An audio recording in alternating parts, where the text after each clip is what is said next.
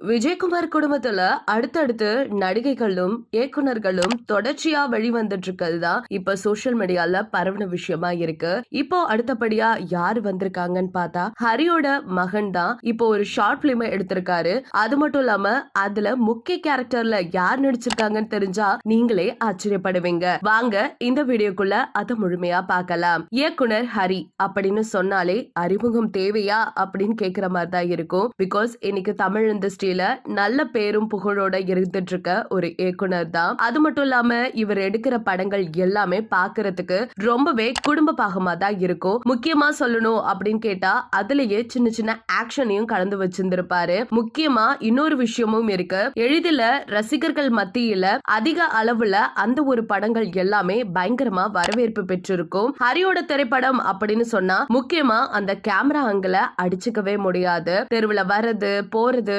நிக்கிறதுன்னு எல்லாத்தையுமே அதுல காமிச்சிருந்திருப்பாரு. இதனாலயும் என்னமோ தெரியல மக்கள் மத்தியில பெரிய வரவேற்பு இன்னைக்கும் இருந்துட்டு தான் இருக்கு. இப்படி இருக்கிற ஹரியோட மகன் அவர்கள் அடுத்ததா ஒரு படம் ஒண்ணு எடுத்திருக்காங்க. அது ஷார்ட் பிலிம் தான். இப்போ சோசியல் மீடியால பயங்கர வரவேற்பு பெற்றுட்டு இருக்கு. ஹரியோட மகன்னா சொல்லியே ஆகணும் அப்படிங்கிற மாதிரிதான் இந்த ஒரு விஷயமும் இருந்துட்டு இருக்கு. 2002ஆம் ஆண்டுல வெளியான தமிழ் படம் மூலியமா தான் தமிழ் இண்டஸ்ட்ரியில முதல் முறையா கால் எடுத்து வச்சாரு ஹரி. முதல் படத்திலேயே தன்னுடைய அறிமுகத்தை ரொம்பவே சூப்பரா சொல்லியிருந்திருப்பாரு. அதுக்கப்புறம் தொடர்ந்து அவர் பண்ண படங்கள் எல்லாமே வேற லெவல் ஹிட். முக்கியமா சாமி, அருள், கோவில், ஆறு, யானை இந்த மாதிரி கமர்ஷியல் ஹிட் கொடுக்கிற படங்கள் எல்லாமே மக்கள் மத்தியில பெரிய வரவேற்பு தான் பெற்றுட்டு இருந்துச்சு. அதே மாதிரி இன்னொரு விஷயம் சொல்லணும் அப்படின்னு கேட்டா சாமி படம் நம்ம எல்லாருக்குமே தெரியும். அதுல எந்த மாதிரி ஆக்டிங் லெவல் இருக்கும் அண்ட் அந்த பஸ் சீன்லாம் இப்ப வரைக்கும் நம்மளால மறக்கவே முடியாதுல. இதை தொடர்ந்து சிங்கம் படத்திலயுமே யாருமே எதிர்பார்க்காத அளவுக்கு பயங்கரமான சக்சஸ் அடிச்சு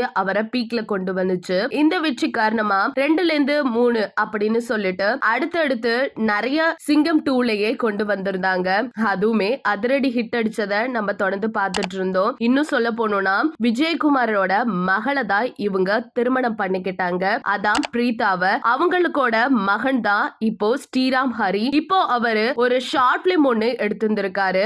அத தன்னுடைய யூடியூப்லயும் ரிலீஸும் பண்ணியிருந்திருக்காரு. அந்த ஷார்ட் பிலிம் கிட்டத்தட்ட 1 மணி நேரத்துக்குள்ளேயே பயங்கரமான வரவேற்பு மக்கள் மத்தியில ஹம் அப்படின்னு சொல்லிட்டு தான் ஒரு பெயர் வச்சிருந்திருக்காரு. பைலட் மூவிய மையமா வச்சுதான் இந்த படம் எடுத்ததுனால இந்த படம் வேற லெவல் ஹிட் அடிச்சிருந்திருக்கு. இன்னும் சொல்ல போனோம்னா எனக்கு ஹீரோயினா கிடையாதுப்பா, யார் நடிக்க போறாங்கன்னா என் சித்தி கூட தான் நடிக்க போறேன்னு சொல்லிட்டு லீட் ரோல்ல ஸ்ரீதேவி விஜயகுமார் அவர்களை நடிக்கவும் வச்சிருந்திருக்காங்க. பாக்கிறதுக்கு ஹோம்லி லுக்ல ரொம்பவே அழகாவும் இருக்காங்க. நம்ம எல்லாருக்குமே தெரியும் அவங்க குடும்பத்துல எல்லாருமே வந்து சினி இண்டஸ்ட்ரியில நல்லா வளம் வந்துட்டு இருந்திருக்க ஒரு பர்சன் அப்படின்ட்டு. இப்ப ரீசெண்டா வனிதா விஜயகுமார் அவர்களுமே அவங்களோட மகன் இல்லனா மகள் யாராவது சினிஃபில்குள்ள எடுக்கணும்னு நினைச்சாங்க.